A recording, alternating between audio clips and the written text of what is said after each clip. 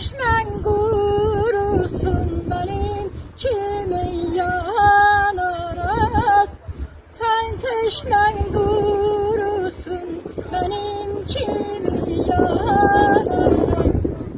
Araziyi ayırdılar, su ile doyurdular.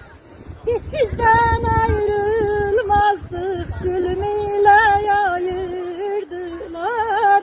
Biz sizden ayrılmazdık, zulüm ile ayırdılar. Ara senden kim geçti, kim gerek oldu, kim geçti. Gel felek sabit eyle, hansı günüm hoş geçti. Felek gel sabit eyle, hansı günüm hoş geçti. Sağ ol. Sağ ol.